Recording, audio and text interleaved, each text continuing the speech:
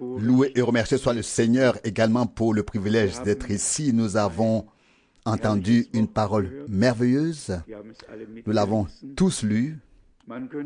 On pourrait dire que chacun peut lire les Saintes Écritures chez soi, ce qui est également vrai. Mais nous venons ici non seulement pour les lire, mais aussi pour laisser Dieu nous parler à travers la parole. La lecture est une chose, mais la prédication de la parole en est une autre. Elle nous montre beaucoup mieux ce que Dieu veut. Et je pense que cela nous touche davantage le cœur. À moins que nous ne sommes toujours attentifs lorsque la parole est lue. J'espère que nous le sommes.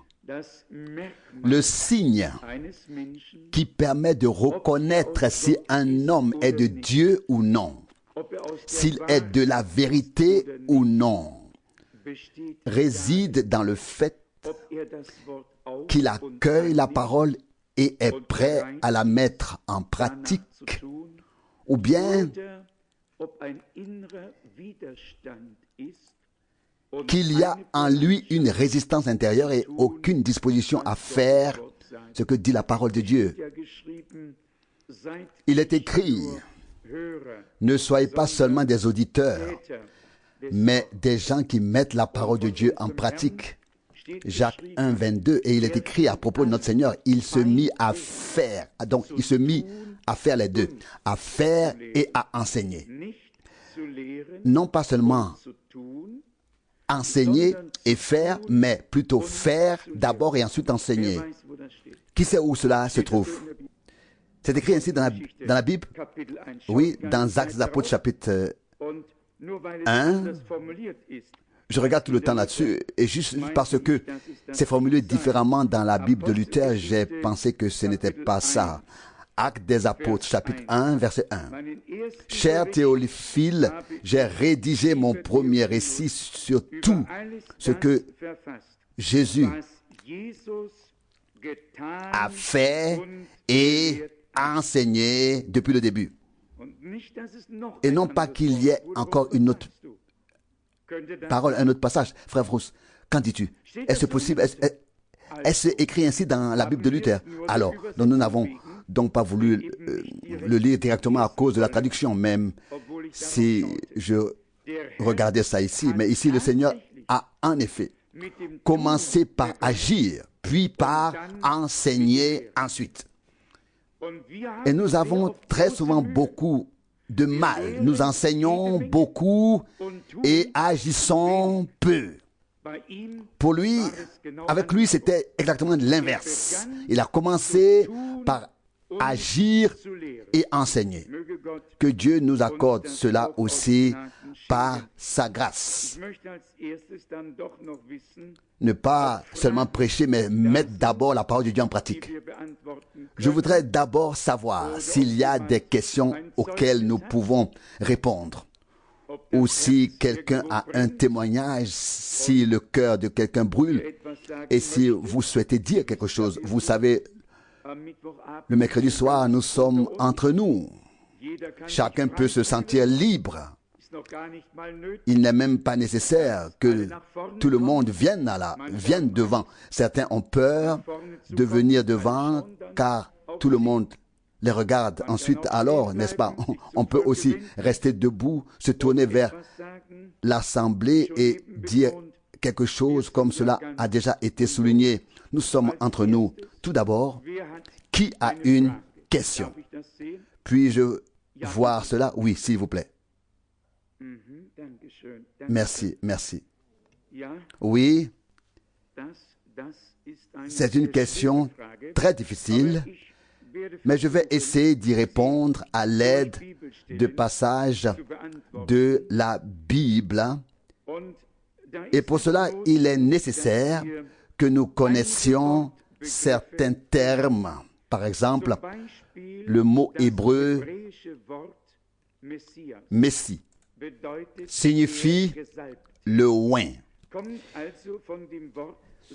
Il vient donc du mot onction et c'est pourquoi il est écrit Jésus-Christ de Nazareth a été oint du Saint-Esprit et est parti, etc. Acte 10, 38. Ainsi le mot Messie en hébreu ou Christos en grec signifie le oint dans notre langue. Trois mots dans différentes langues pour désigner la même chose. Lorsque le Seigneur dit alors que dans les derniers jours, il y aura de faux Christ et de faux prophètes, il s'agit alors de faux oints et de faux prophètes. Ils sont oints, mais ils ont la doctrine du faux prophète sur la divinité, sur le baptême, etc. D'une part, ils sont oints, mais ce sont de faux oints car ils propagent la fausse doctrine. Et c'est là tout le mystère. À notre époque, nous avons non seulement le mouvement pentecôtiste, mais aussi le mouvement charismatique dans tous les milieux. Et c'est une onction que ces personnes ont reçue. Et quand on est parmi eux, on pourrait croire que c'est le ciel sur terre. Mais dès qu'on commence à proclamer la parole, tout cela disparaît. Je vais vous donner un exemple terrestre. J'ai parlé à Nairobi, au Kenya, devant 2000 à 3000 personnes et j'ai lu aujourd'hui un rapport d'un évangéliste allemand avec lequel 211 communautés religieuses ont collaboré, c'est-à-dire coopéré. 211 communautés religieuses ont collaboré. Si nous venons avec le vrai enseignement, il se peut qu'une communauté religieuse coopère une fois, mais lorsqu'elle constate ce que nous croyons et ce que nous enseignons, les portes sont déjà fermées la deuxième fois. Mais si un oint vient qui enseigne comme eux et croit comme eux, alors plus de 200 portes s'ouvrent dans une seule ville. Et je veux encore le prouver avec des passages bibliques. Tout d'abord, qui sait où cela est écrit? Il y aura beaucoup de faux Christ et de faux prophètes. C'est toujours dans Matthieu 24. Exactement, Matthieu 24. Et nous lisons à partir du verset 23.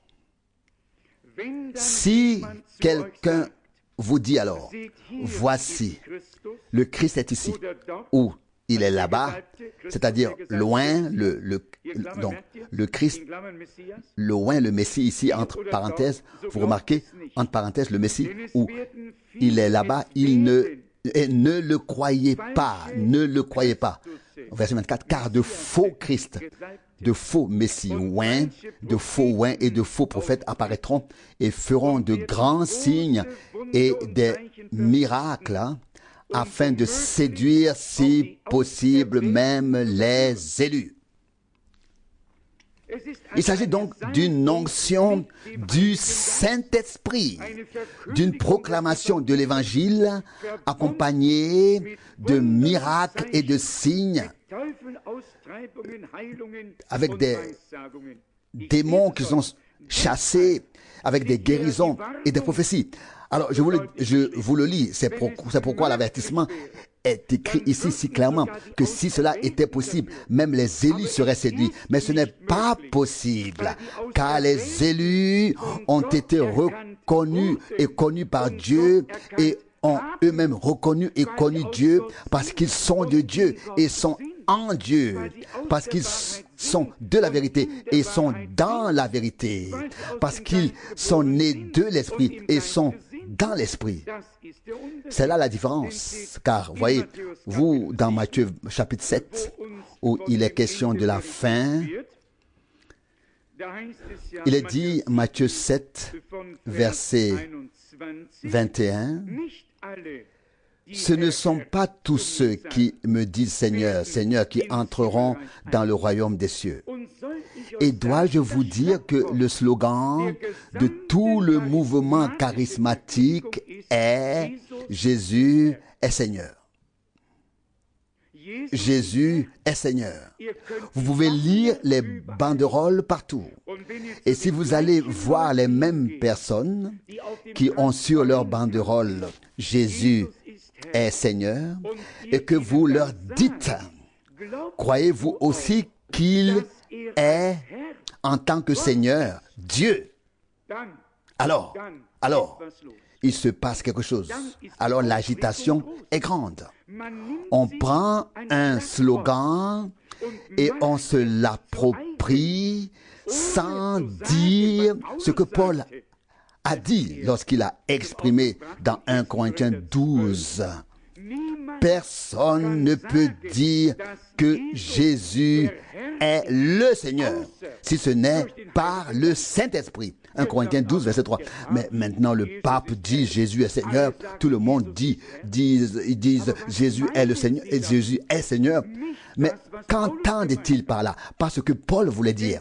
Car Paul voulait dire qu'en tant que Seigneur, il est le seul Dieu qui s'est manifesté dans la chair. Il pense qu'il est un second Dieu envoyé par le seul Dieu. Comprenez-vous? Ce qui importe, c'est toujours la vérité. Et la vérité ne tolère aucun compromis. Alors, je reviens donc à Matthieu 7. Ce ne sont pas tous ceux qui me disent Seigneur, Seigneur, qui entreront dans le royaume des cieux. Ils disent Seigneur, Seigneur, sans arrêt, plus que nous. Et il est écrit plus loin, au verset 21, n'entreront pas dans le royaume des cieux, mais seulement ceux qui font la volonté de mon Père, qui est dans les cieux. Et puis, il est écrit au verset 22, beaucoup me diront en ce jour-là, Seigneur, Seigneur, n'avons-nous pas prophétisé par ton nom, chassé des démons en ton nom et accompli beaucoup de miracles en ton nom? Oui, qui fait cela? C'est tellement pas un pasteur incrédule dans une communauté religieuse luthérienne ou réformée, baptiste ou méthodiste. On ne connaît pas cela là-bas. Qui chasse les démons? Qui dit de grands miracles et des signes se produisent ici? Qui prophétise? Je pense encore aux prophéties du spécialiste à Berlin. J'ai conservé la cassette où il prophétisait que là-bas que les dizaines ou les 18 000 personnes qui devaient venir à la réunion viendraient et rien ne s'est produit. Donc, il prophétisait et rien n'est venu. Il a prophétisé cela et rien n'est arrivé. Donc, la différence entre l'onction de l'esprit et le sceau et le scellement est la suivante. Toute personne qui est devenue croyante peut faire l'expérience de l'onction, indépendamment de ce qu'elle croit et enseigne. Il y a suffisamment de frères et sœurs pentecôtistes. Nous les appelons nos frères et sœurs car nous n'avons pas le droit de porter un jugement. Beaucoup sont encore maintenus dans l'erreur, bien qu'ils appartiennent à la vérité.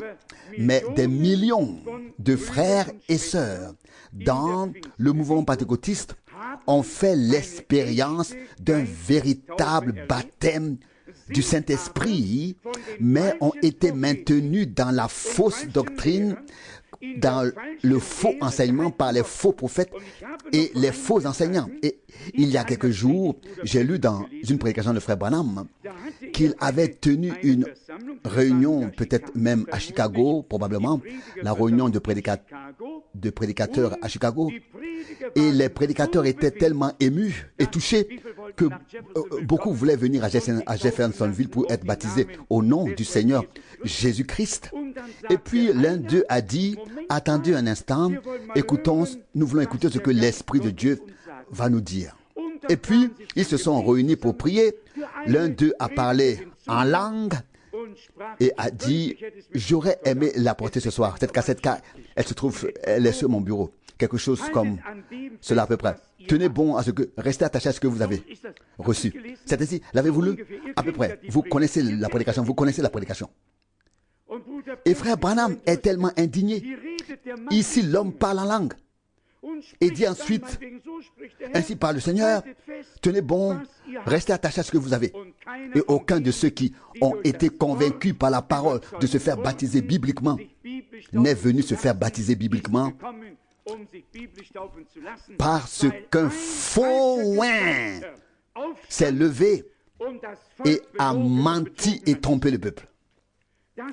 C'est ainsi. Mais venons-en maintenant au mot seulement. Et je suis reconnaissant à Dieu que toutes les épîtres, qu'il s'agisse des épîtres aux Corinthiens, aux Romains, aux Galates, aient chacune leur tâche et se complètent entre elles. Mais le scellement est mentionné 2 fois dans les lettres, dans les épîtres aux Éphésiens, et où il est également question de la prédestination. Et c'est toujours là où il est question de la prédestination. Seuls peuvent être scellés ceux que Dieu, avant la fondation du monde, a connus à l'avance en raison de sa préscience, comme devenant sa propriété, comme a reconnu qu'ils deviendront sa propriété et qu'ils seront transformés à son image et recevront sa parole. La vérité, dans la mesure où ils l'entendent et saisiront le salut et la rédemption dans la foi et se laisseront sauver. C'est ce qui est écrit ici dans Éphésiens, chapitre 1, au verset 4. Car en lui, il nous a élus avant même la fondation du monde, afin que nous soyons saints et irréprochables devant sa face. Verset 5. Et il nous a prédestinés dans son amour par Jésus-Christ à être ses fils selon le bon plaisir de sa volonté. À être ses fils qui lui appartiennent selon le bon plaisir de sa volonté. Verset 6. À la louange de la gloire de sa grâce dont il nous a fait part dans le bien-aimé. Dans cette première épître aux Éphésiens, cela continue encore à partir du conseil de sa volonté et du développement ordonné, verset 9 et 10. Puis, cela revient au verset 11.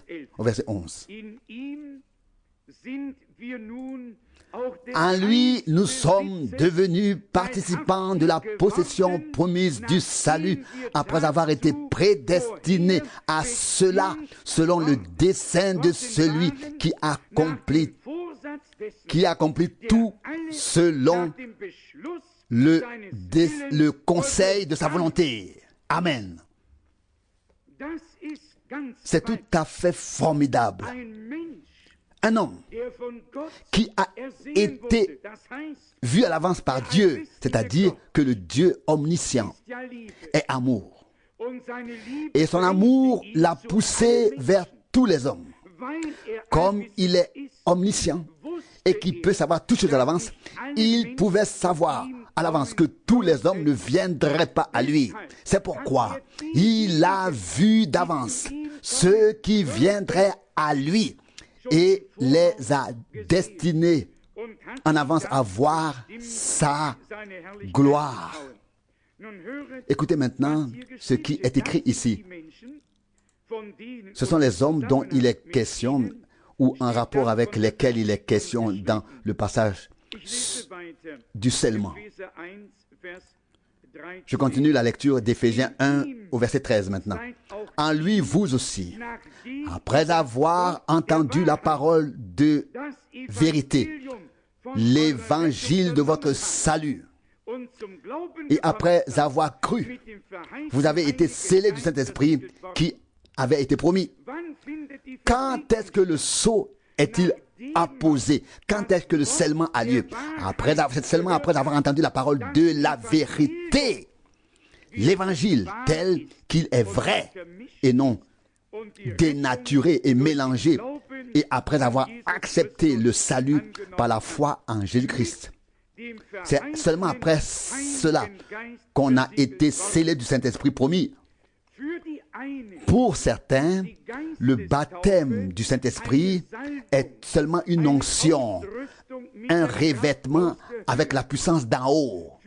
Mais pour les élus et les prédestinés, c'est un scellement jusqu'au jour de la rédemption de leur corps, jusqu'à ce qu'ils passent de la foi à la vue. Qu'est-ce qui est scellé? Si un scellement devait avoir lieu quelque part, supposons que nous ayons quelque chose de précieux. Prenons un exemple tiré de la Bible. Un livre scellé de 7 sceaux. On ne scelle pas de l'air ou quelque chose qui n'a aucune valeur.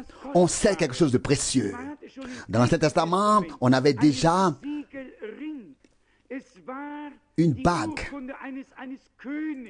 un sceau comme une bague en tant que bague. C'était le document d'un roi, d'un souverain, un sceau. Et maintenant, ici, que faut-il sceller? L'enthousiasme ou l'air? Non. Seul le divin qui a été placé en nous peut être scellé. Mais si les hommes n'acceptent pas la vérité,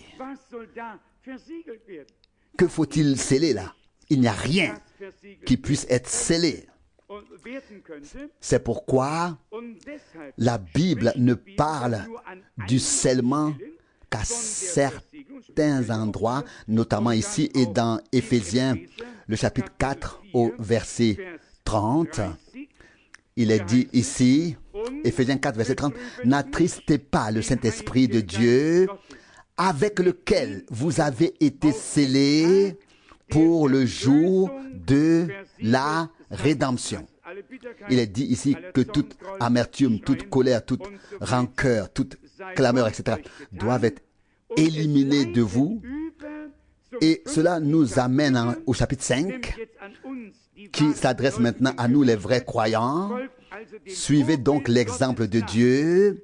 Oui, quand est-ce que Dieu nous a-t-il donné quand est-ce que Dieu nous a-t-il donné un exemple? Quand est-ce que Dieu est-il devenu notre exemple? Nous devons suivre l'exemple de Dieu. Éphésiens 5, verset 1. Où trouvons-nous cet exemple de Dieu? En Jésus-Christ, notre Seigneur, Dieu manifesté en tant qu'homme. Emmanuel, Dieu avec nous. Oui, parlez aux faux ouins et ils vous bombarderont. Je l'ai probablement dit à quelqu'un aujourd'hui. Dieu merci, je ne sais même pas à qui pour le moment. En tout cas, c'était ainsi que dans l'année, maintenant je sais à qui je l'ai dit, en l'an 60, l'un des plus grands évangélistes des États-Unis est venu dans la ville de Krefeld en 1960. Nous habitions au Corps Camp Saint-Gantien. Nous vivions là dans deux petites chambres. L'eau était dans le couloir, etc. Et il voulait faire de moi le directeur européen de toute sa société d'évangélisation. Il m'offrait un salaire mensuel supérieur à mon salaire annuel. Et il voulait m'offrir une Opel Capitaine. Et ça, c'était en 1960. Remontez une demi-génération en arrière, s'il vous plaît. Une Opel Capitaine. À l'époque, une voiture de croisière, un beau modèle. Et je devais donc faire ça. Bon, d'accord. Et quand le moment est venu de signer ce contrat, les Américains aiment toujours signer des contrats.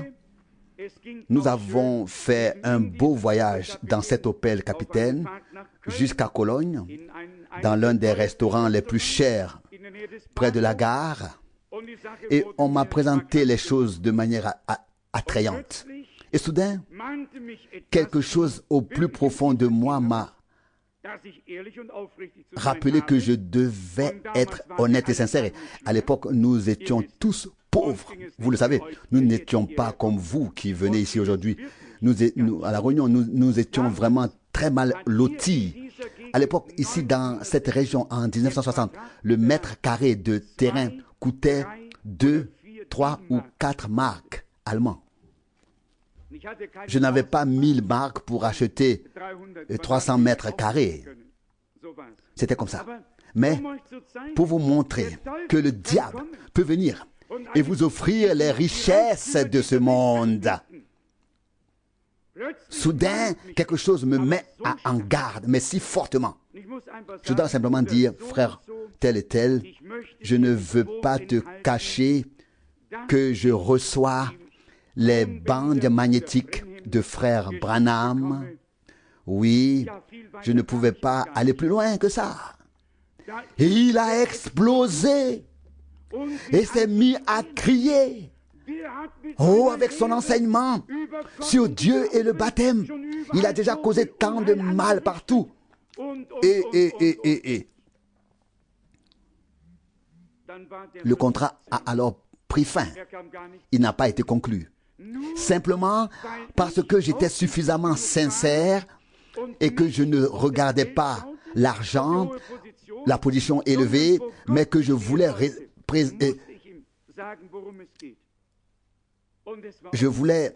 subsister devant Dieu.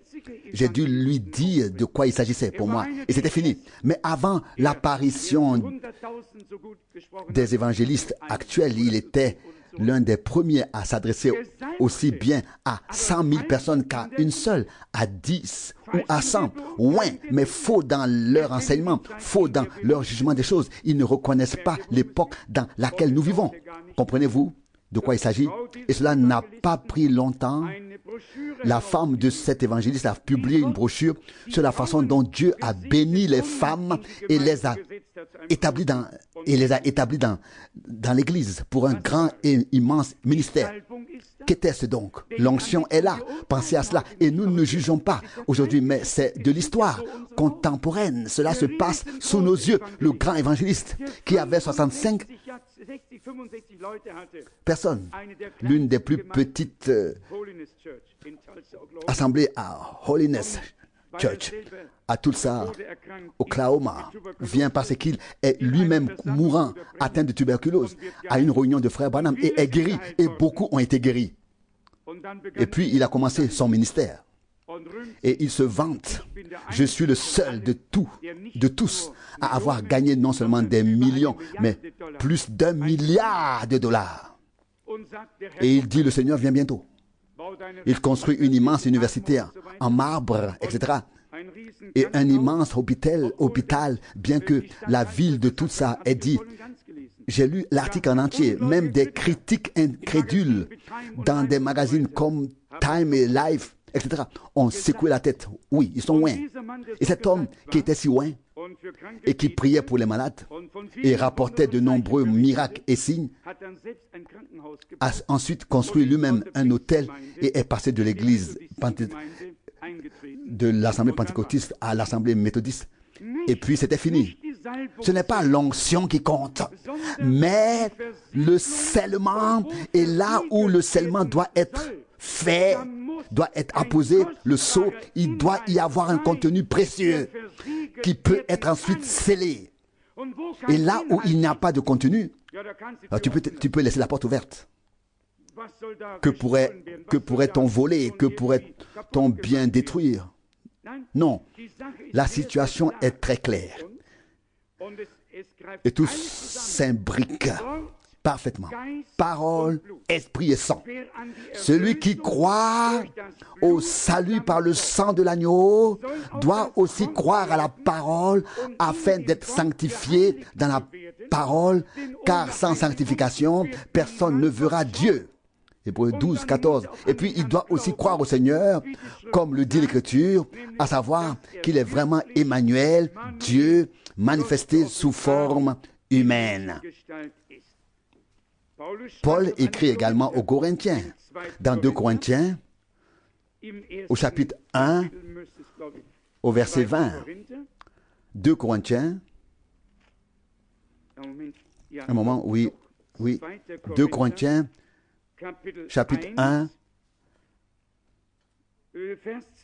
verset 20. Car pour ce qui concerne toutes les promesses de Dieu, c'est en lui qu'est le oui. C'est pourquoi encore l'amen est prononcé par lui à la gloire de Dieu par nous.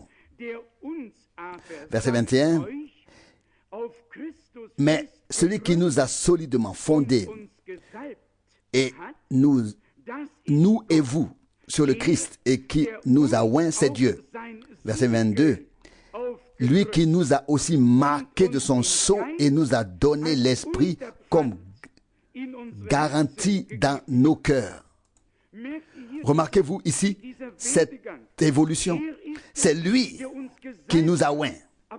Mais il ne s'est pas contenté de nous oindre. Il va plus loin. Paul n'a pas seulement parlé d'une onction. Il dit ici au verset 21, mais celui qui nous a solidement fondés, nous et vous, sur le Christ et qui nous a oints, c'est Dieu. Ensuite au verset 22, lui qui nous a aussi marqués de son sceau et nous a donné l'Esprit comme garantie dans nos cœurs. Alors, donc, pas seulement une onction, mais un sceau, un scellement avec ou par l'Esprit qui est la garantie dans nos cœurs. C'est là que réside la différence. Les uns sont seulement oints et on peut en déduire à partir de nombreux passages de la Bible que même les personnes qui avaient le Saint-Esprit ont ensuite suivi leur propre voie. Je pense que 1 Corinthiens 5 est un cas de ce genre où un jeune homme avait des relations avec sa belle-mère et il devait être livré à Satan pour la destruction de la chair afin que l'esprit soit sauvé au jour du Seigneur. Il y a donc des gens, et Paul le dit aussi, si nous vivons dans l'esprit, marchons aussi selon l'esprit. Et je ne sais pas si j'ai répondu assez clairement, mais là où un scellement doit avoir lieu, il doit vraiment y avoir un contenu divin qui peut ensuite être scellé.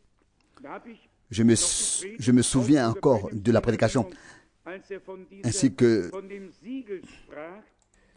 de celle de frère Branham, lorsqu'il parlait du sceau apposé sur le wagon.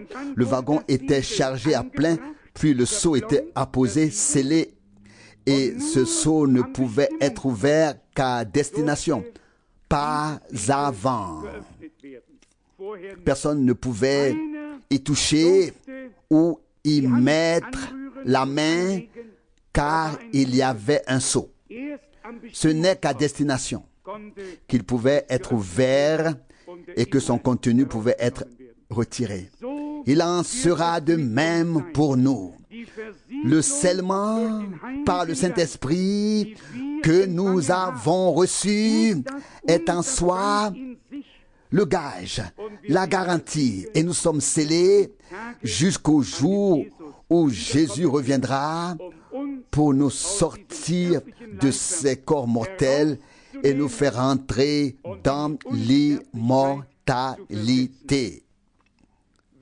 Qui parmi vous a des exemples ou des passages bibliques qui compléteraient ce que nous venons d'examiner? Ou une question à te poser, cher frère, y a-t-il une réponse approximative? Oui, je crois que oui. Peut-être encore un passage concernant cette prédestination et cette perfection, etc., et cet achèvement dans Romains chapitre 8, au verset 29 à 30. Romains chapitre 28, verset Romains chapitre 8, verset 28. Nous savons du reste que toute chose concourt au bien de ceux qui aiment Dieu, de ceux qui sont appelés selon son dessein. Verset 29. Car ceux qu'il a connus d'avance, il les a aussi prédestinés à être semblables à l'image de son Fils, afin qu'il soit le premier-né parmi plusieurs frères. Verset 30. Et ceux qu'il a prédestinés, il les a aussi appelés.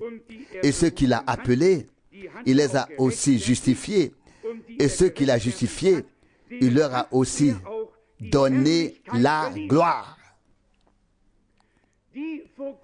Les premiers-nés, choisis, élus par Dieu avant même la fondation du monde, reconnus puis appelés au fil du temps, seront nature de sa nature, esprit de son esprit, vie de sa vie. Lui, le premier-né, nous les premiers-nés. Il était prédestiné, nous sommes prédestinés. La plupart des gens ne comprennent pas cela.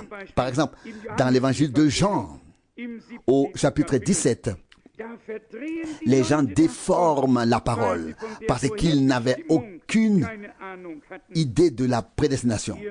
Lisons ici dans Jean 17, où est-ce écrit « Glorifie-moi de la gloire ». Oui, attendez, oui, ici, dans Jean 17 au verset 5. Et maintenant, glorifie-moi, Père, auprès de toi-même, de la gloire que j'avais auprès de toi avant que le monde fût.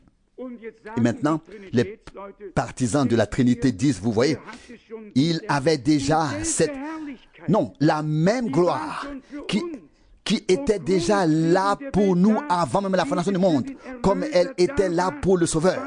Elle était là pour les racheter. Je vais vous le montrer tout de suite, selon le dessein préétabli de sa volonté. Il doit être dans les Actes des Apôtres. Les Actes des Apôtres, chapitre... Quelqu'un l'a-t-il déjà de vous? Les Actes des Apôtres, chapitre 3, est un passage. Ce ne serait probablement pas... Oui, bien sûr, oui. Actes des Apôtres, chapitre 2,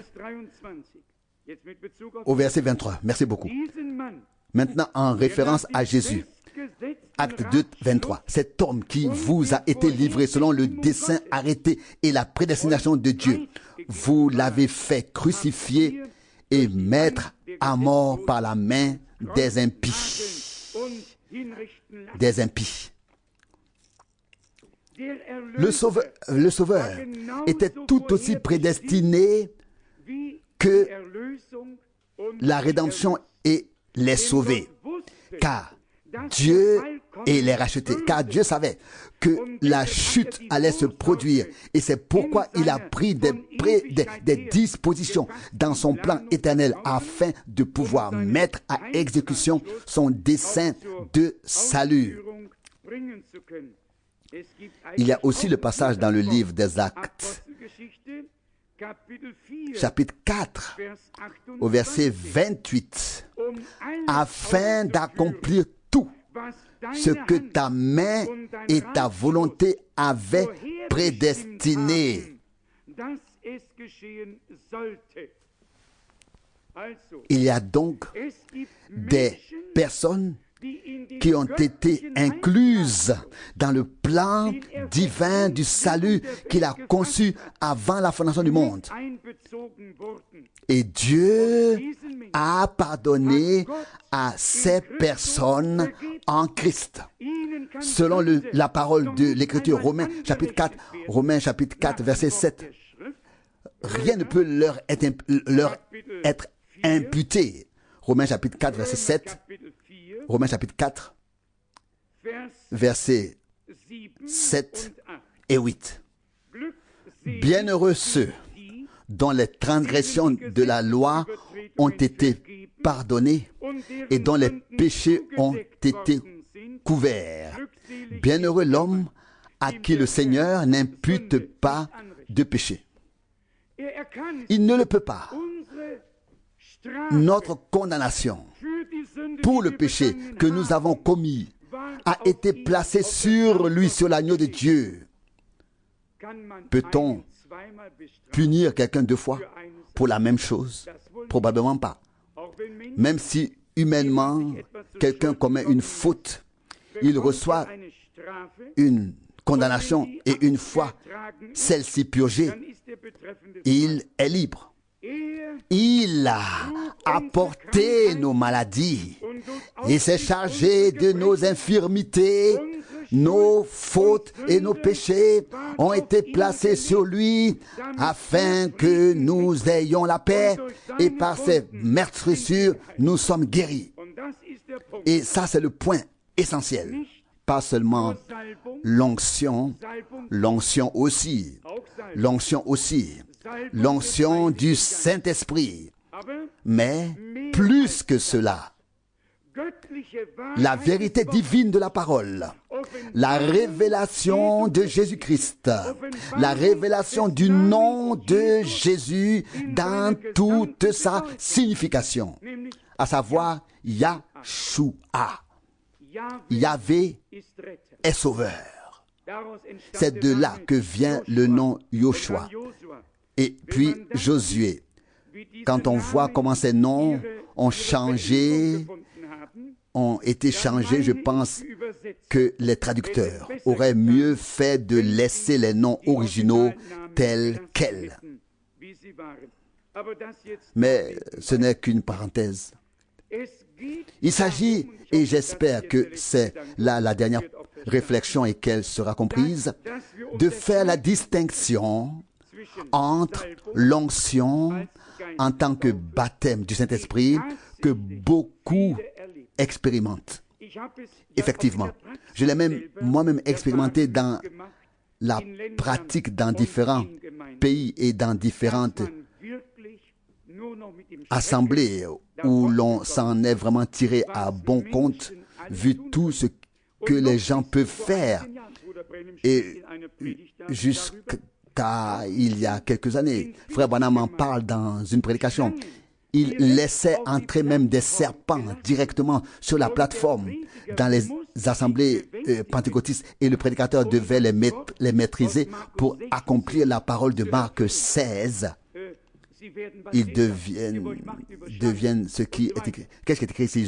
Je vous donnerai pouvoir sur les serpents, etc. Imaginez un peu. Et combien sont morts? Tout simplement, pendant longtemps, tout allait bien, puis ça n'allait plus.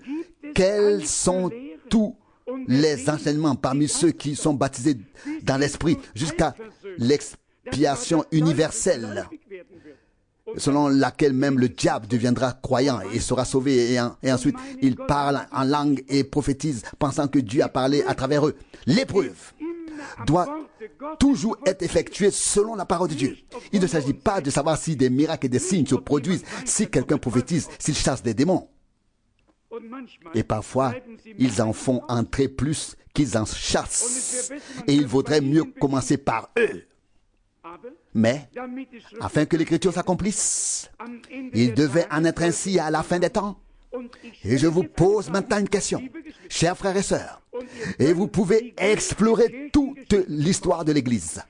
Y a-t-il eu depuis la Pentecôte un développement similaire à celui qui se produit actuellement dans le monde entier, avec des hauts et des bas? Ici, un petit groupe, là, une petite troupe, persécutée, assassinée, les martyrs, le sang a coulé. Et qu'avons-nous maintenant? Nous avons maintenant un mouvement pentecôtiste catholique où l'on prophétise, où l'on parle en langue, où cela bourdonne. Et qu'est-ce que c'est? Une onction. Mais l'enseignement est faux. Et si l'enseignement est faux, à quoi sert l'onction? Ce sont donc de faux. Ce n'est pas l'onction qui est fausse. Ce sont les gens qui sont faux. L'onction est toujours juste. Que l'Esprit soit venu sur David ou sur Saül lorsqu'il était parmi les prophètes. Cela n'a aucune importance. C'était le même esprit. Mais quelle était la différence? David ne pouvait pas haïr et Saül haïssait de tout son cœur. David aimait de tout son cœur et Saül haïssait de tout son cœur. Là, parmi les prophètes, l'onction est descendue sur lui, il a prophétisé et les cris se sont répandus. Saül est-il maintenant aussi parmi les prophètes? À peine était-il sorti de cette onction qu'il reprenait déjà sa lance et voulait tuer David. Qu'est-ce que c'était? Il n'y avait pas de renouveau dans son cœur, de renouvellement dans son cœur. Il en est de même aujourd'hui pour beaucoup. Et qu'a dit à l'époque un prédicateur pentecôtiste réputé: si je le pouvais, j'empoisonnerais Franck. J'empoisonnerais Franck. Mais ensuite, alléluia, loué soit Dieu. Non, ce n'est qu'une onction. Ce n'est qu'une onction. Mais l'homme lui-même n'est pas authentique. Seul ce qui est engendré par Dieu est né de Dieu par la parole et l'esprit au sein de la foule rachetée par le sang, possède la nature même de Dieu et les sentiments de Jésus-Christ notre Seigneur. Et seuls ceux-là peuvent être scellés et personne d'autre. Seuls ceux qui sont avec Dieu et en Dieu, etc. J'espère que nous avons assez suffisamment clarifié cela. Clarifier ce sujet. Mais je voulais encore souligner et mettre en évidence le fait qu'une telle évolution n'a jamais eu lieu sur terre. Lors du concile de Trente, la communauté religieuse romaine a maudit, maudit et maudit encore. Elle a maudit tous les protestants et tout ce qu'ils font. Il y avait une malédiction après l'autre. Et maintenant, sans que ces malédictions soient levées, les maudits sont accueillis dans le sein maternel, dans le sein de la mère, et ils reviennent tous. Et ils reviennent. Et cela continue, comme nous venons de le dire, en ce qui concerne le mouvement charismatique. Qui peut encore faire la distinction aujourd'hui? Qui? On suit ceci, on suit cela. À quoi reconnaissons-nous? Avec quoi examinons-nous? À la parole seule de Dieu. Le ciel et la terre passeront, mais la parole de Dieu restera, demeurera éternellement. Et celui qui est issu de la semence de la parole est issu de Dieu. Et puis il est dit, sa semence demeure en nous et nous ne pouvons pas pécher. Donc, 1 Jean 3,9, beaucoup ont reçu l'onction, à savoir tous les faux Christ et les faux prophètes qui devraient maintenant être sur terre avant le retour de Jésus-Christ. Notre Seigneur nous a avertis de ne pas courir ça et là. Quand on dit, voici le Christ, voici où le Christ agit, voici où il se révèle, oubliez cela. C'est seulement là où se trouve la vraie parole, que se trouve Christ, car il est la parole. Et la parole est la vérité. Et c'est là que se rassemblent les vrais enfants de Dieu. Tous les autres iront partout, pratiqueront un peu la religion et s'y engageront sans pouvoir percevoir la différence. Seuls ceux qui sont vraiment fondés dans la parole pourront voir et percevoir la différence. Avez-vous tous compris cela maintenant? Est-ce clair? Oui, oui, c'est ainsi. Amen. Amen. Levons-nous et adorons Dieu.